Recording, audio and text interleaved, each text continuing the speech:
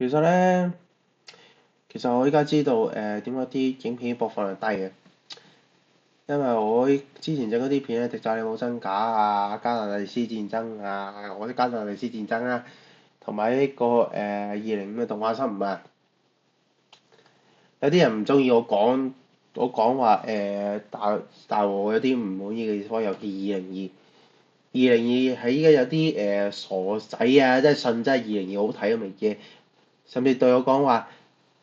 妖未搞清楚到底講乜嘢？我使鬼搞清楚咩？第一眼俾我唔好睇就唔好睇噶啦。再集準翻，2002喺17年播放，到我17年播放嗰陣時，我今晚二零二係17年播嘅，我就睇佢睇到去19年結束之後咧，又再重睇，重睇又重睇，重睇又重睇，睇到你而家大概50次到啊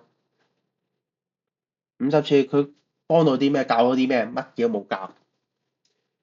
前一句完後一句完，前一句愛就後一句愛，萬事可用愛解決，一早解決咗啦。點解依家伊朗嗰啲嘢會有㗎？烏克蘭應該停咗戰啦，真係啊！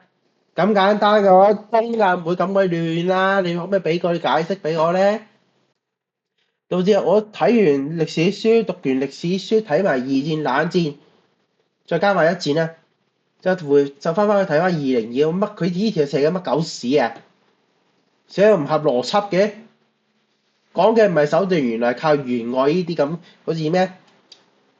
對一個傻仔對住一個真真正正嘅一個政治家講嘢咯，一個理想主義 VS 現實主義咁嘢咯，知唔知聽落係咪好荒謬啊？你自我感動，你感動埋人哋先得㗎嘛，感動唔到人哋，咁有咩用咧？我睇完我覺得，睇完2022到3999，1399依家唔係重睇得好多次，因為每次睇完我係會睇到個心臟個心跳加速嘅，好嬲啊嗰時。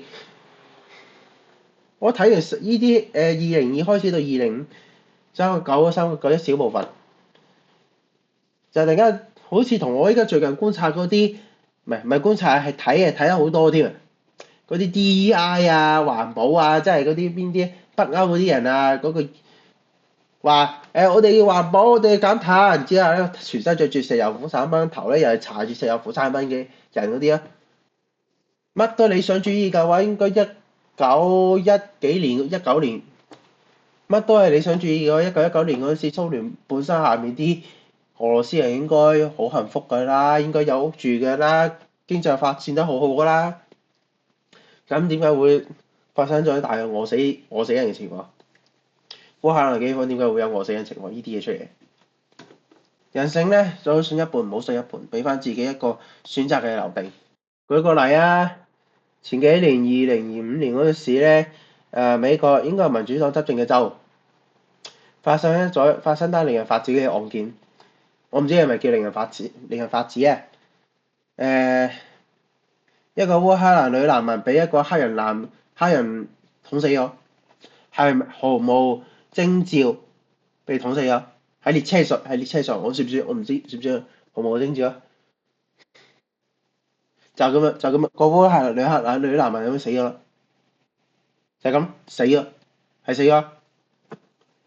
個黑人咧係好多次入咗監獄又出監獄，入咗監獄又出監獄，危險分子嚟個，仲放佢出嚟？